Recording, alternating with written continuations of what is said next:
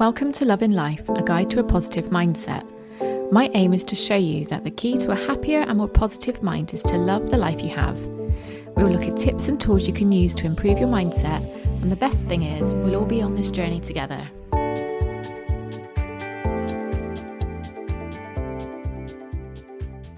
Hi to everyone, how are we all doing? It's November, which means the kids have all gone back to school. It means that October is done. It means that Halloween is done. And I guess we're all on the countdown to Christmas now, aren't we? Haven't actually really thought of that until I just said that. That's weird. So last week, as you know, we were down in Cornwall and we had an absolutely lovely time. The boys they're getting to that age now where they don't want to say they want to do things like go to the beach or, go for walks and things like that. But when we do, so we do basically have to force them to go out, which sounds a bit cruel. But when we do, they have an absolute whale of a time. We were practicing rugby, throwing and catching on the beach. We had a few walks. We were just walking sort of around, in and around the town that we were staying at, going to lots of nice pubs for some nice meals and just generally enjoying time together. So we had a really lovely time. Got back late last week and it's been Halloween since then. So my youngest, George, is, 11 now? And he has always really loved Halloween. I absolutely love Halloween. I don't know what it is about Halloween. I just love it and I always have. So when George sort of developed his love for Halloween, quite a few years ago now, we always dress up together. We always decorate the house. We always watch sort of Halloween-y films and it's always been our thing. And he likes to have his friends around every year to have a little Halloween party sort of thing. So we did that with his new school friends because obviously he's in year 7 now. So he's just joined high school. So he's got a group of new friends. So he had his new group of friends around for the first time, which was lovely to see them all together. And they just had a lovely time. They've been apple bobbing. They were playing Wrap the Mummy.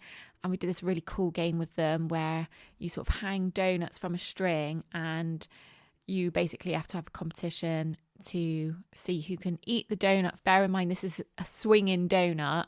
Eat it the fastest without touching it, which is actually quite a hard thing to do. We've played it before at a New Year's Eve party that we did. And it is so much fun. The boys loved it. And then, excuse me, usually I would take George out trick-or-treating, but they were going out trick-or-treating with one of his new friends. His mum took them out. And it suddenly dawned on me, I've probably done my last lot of trick-or-treating with George. I don't think he's going to want to do it next year. Do they trick or treat when they're 12? Alfie certainly doesn't, but he's not really a Halloween-y kind of person. I don't know. So I just feel that is my last trick or treating with George, and who's to say he will even still embrace Halloween next year? Who knows? I hope he does, because obviously I love doing his little party for him, and obviously things are going to look different, I guess, as they get older, but hopefully you still want to do it. But yeah, it got me thinking when I came to the realisation that last year when I went trick-or-treating with George was probably the last time I was ever going to go trick-or-treating with George. It did make me upset. It did make me a little bit, nostalgic, but yeah, it does make me feel just sad that I won't experience that again, because I've got lovely memories of the last time we went trick-or-treating and every time we've gone trick-or-treating, but did I embrace that as much as I would have if I realised at the time that it was our last one? And why do we find it so hard when these changes are suddenly upon us? So as it was shown in a 2012 study that as humans, we are resistant to change. So, we are creatures of habit. We do like what we are familiar with. We do like what we know. And I guess by changing something puts us in an unknown situation, something that we're not familiar with, and we have to adapt to a different way. So I'm sure we can all think of a situation where we've struggled to cope with some form of change. So whether that's moving home, changing jobs, I can think of my children having to change schools recently.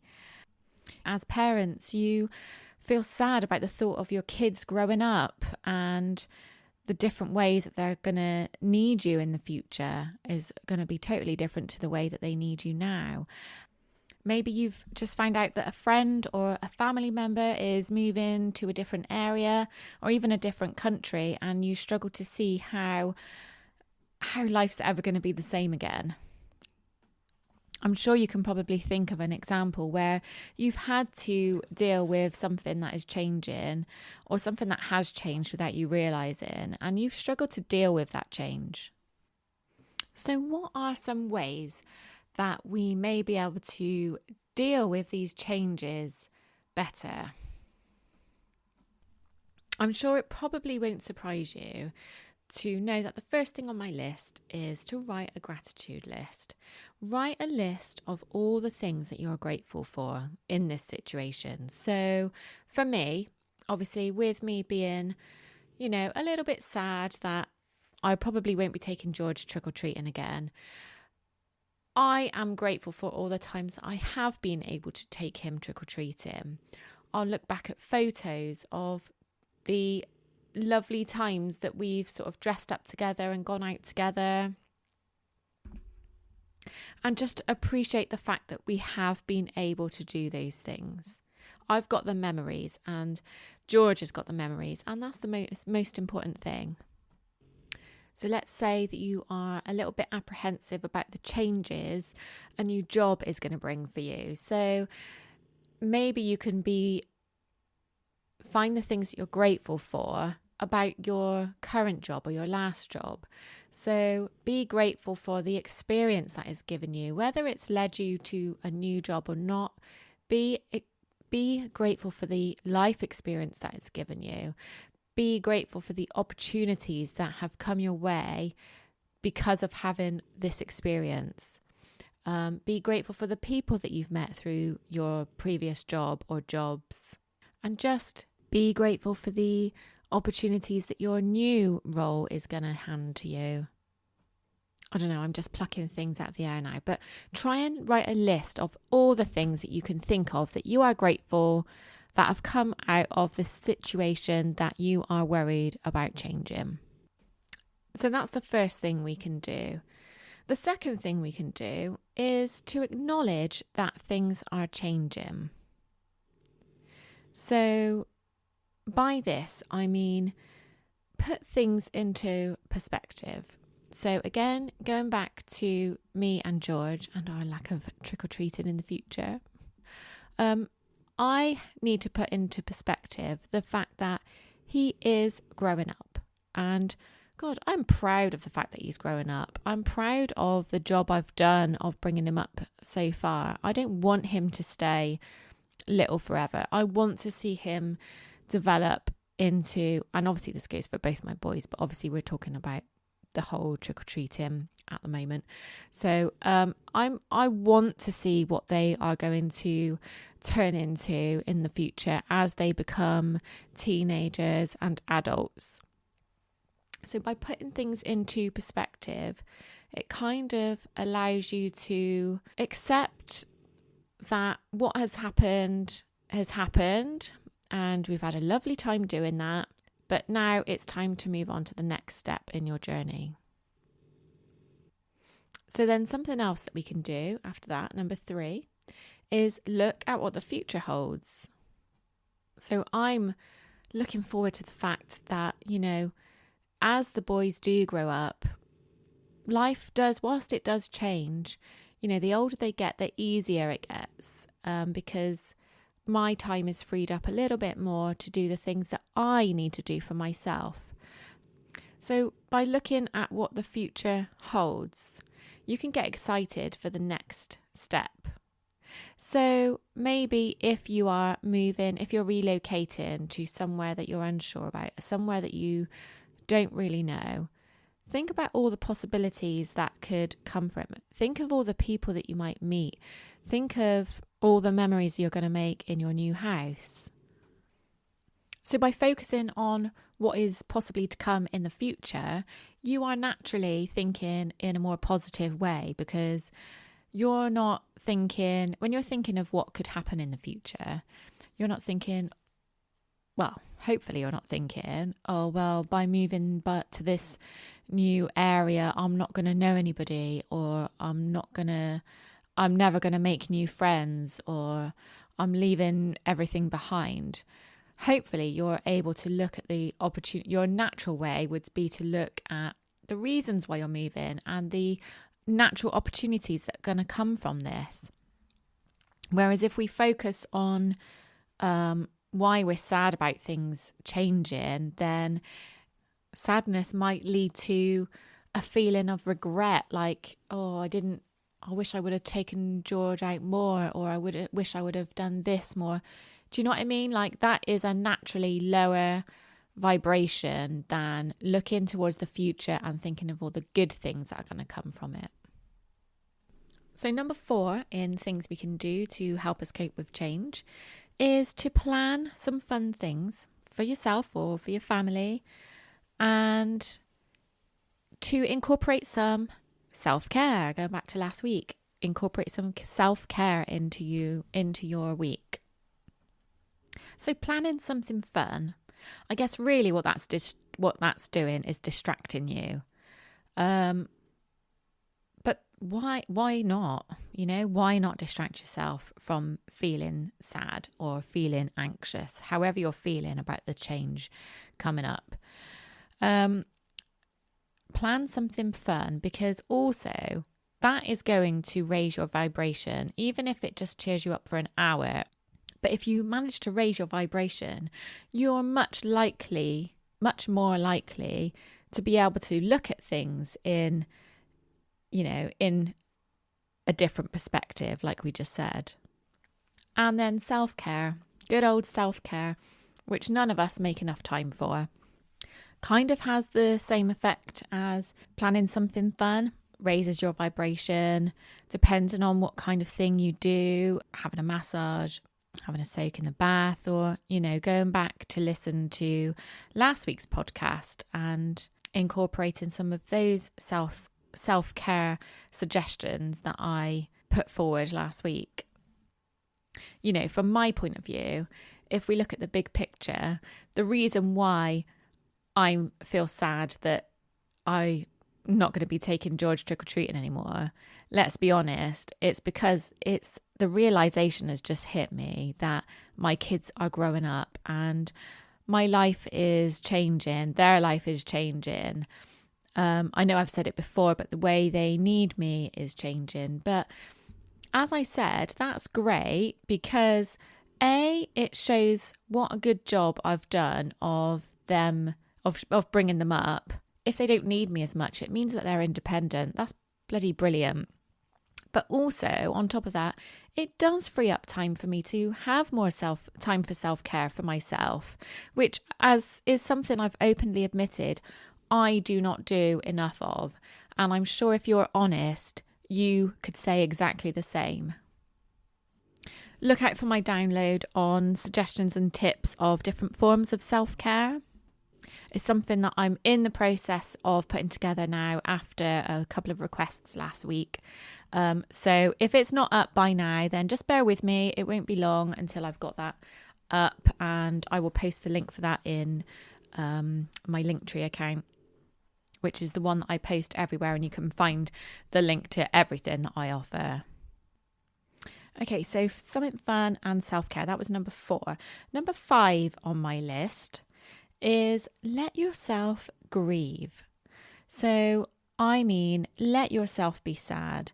Let yourself reflect on what you're sad about.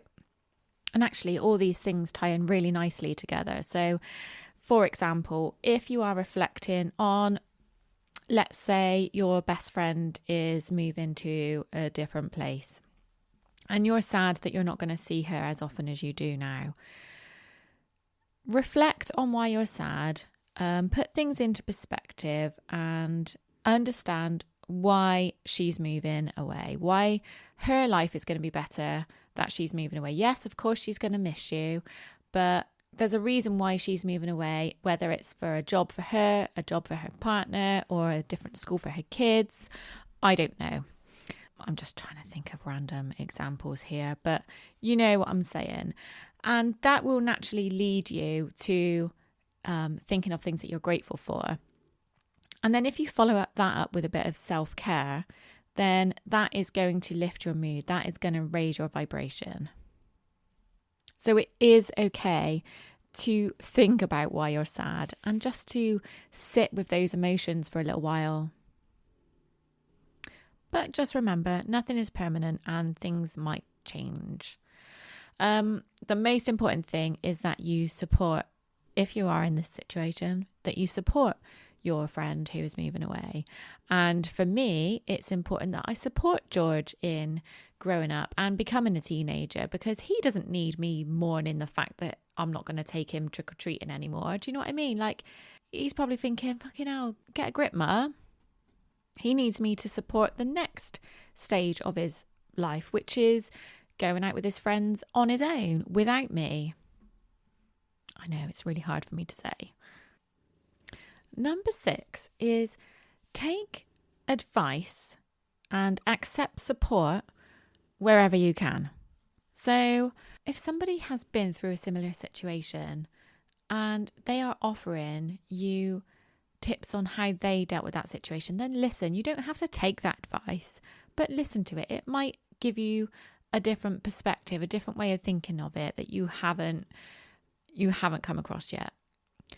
But talk to people who have gone through similar situations that you have. So I asked my mum, what's one thing you used to love doing with us as kids that you were sad about when it stopped? And she said playing games. And obviously I don't mean playing games as in the form that my kids play games, like computer games. She means like we used to play board games a lot. That's one thing my mum loved doing with us. So by asking her that, we haven't even need to have, I literally sent her a text message and she's in work today. So she literally just sent back her answer. So we haven't really had a chance to talk about it yet, but we don't even need to, because I can see just from that answer, I can see how that can help me look at my situation in a different perspective. So she obviously used to love playing board games with us when we were kids. She now plays with my children when they go around there, when they come around here. When we went away together the other week, we were all playing card games, board games. So whilst she probably missed that time where we were living at home and we were playing board games together, she's now got that with her grandchildren. And what a lovely thing to look forward to. Her love of doing that with us has now given my kids and their cousins something to enjoy doing with my mum when they see her. So it's something that they look forward to doing as well, which is so nice. Like from my point of view, as my mum's daughter, it's really nice seeing that she is fulfilled by sort of reliving that part of our childhood with my kids and my sister's kids. So when you do find yourself in a position of change or transition of some sort, have a little think of somebody who has been through something similar and just ask them how they dealt with it, or ask them what their thoughts are. Like I said, you don't have to take any advice. It's just good to gain a different perspective sometimes. And also it helps you see that whilst these changes are, they feel like, you know, the most important thing at the moment, they feel really difficult to deal with at the moment, but it just goes to show that people get over these situations and they never seem as bad when you look back at them after a few months or a few years. And that goes with most things, like even grief, you know. when you lose a grandparent or anybody really, or an animal, you know, it feels like the world is ending when we lose somebody. You know, we're never going to see them again, and you cannot imagine how your life is going to be without them. But life does go on, and people do move on, and it does get easier over time. So number 7 on my list of ways that we can deal with change is to celebrate. Celebrate what you've achieved so far to get you to this point. So for me, I celebrate how Halloween has been like mine and George's thing. That's what we've done together. We always watch Nightmare Before Christmas. We always go trick-or-treating. We always decorate the house. And we always do pumpkins. Although this year I got pumpkins, but we didn't actually do them. But that was more because we ran out of time. So yeah, I celebrate that we've shared that together. That has been our thing that nobody else in our house really gets excited about. Also, as I said earlier, I should celebrate the fact that he's grown up and independent enough to want to go out and do trick-or-treating without me now. Do you know what I mean? Like, that is actually an achievement. That's my doorbell. Excuse me. I'm back. It was Amazon. Yeah, so celebrate the reasons why the change is happening, if that makes sense. So if you're moving away, celebrate the reason why you're moving away. And I don't just mean be grateful for the reason why you're moving away. I mean celebrate it. Like, let me think of an example. Like, say you're moving away because you've got a new job or your partner's got a new job. You're a little bit worried, apprehensive about moving away, but you're so excited about this new job prospect and what that might mean for your family's future. So celebrate the job, the new job. Does that make sense? And when I say celebrate, I mean go and celebrate. Have a drink, or if you don't drink, go out for a meal. Do you know what I mean? Like, celebrate. Whatever way you choose to celebrate it and embrace it. And that just makes the change easier to deal with, in my experience anyway. We've got into a really nice habit of celebrating everything in our family. So Craig's had a couple of promotions and pay rises this year. And every time we go out as a family for a meal to celebrate, when the kids have a good parents' evening or a good report, we celebrate it. When I hit my first milestone, a certain number that I wanted to hit for download numbers for my podcast, we went and celebrated. So it just makes these little milestones more enjoyable. And that means that any changes or transitions that are associated with this achievement, it just gives it more meaning. And finally, the biggest one, I think, appreciate what you've got when you have it.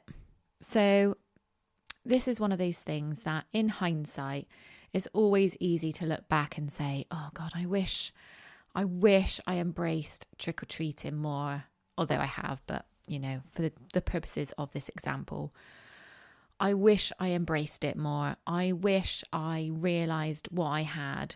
Do you know what I mean? Like, if you've got a grandparent, an elderly grandparent, make the most of them whilst they're still here. Because one day is going to be the last time that you see them. Or one day is going to be the last time that you change your baby's nappy or breastfeed your baby. Or, you know, these things, they change overnight. And then before you realise it, it's gone. So appreciate those things and what they mean to you whilst you still have them.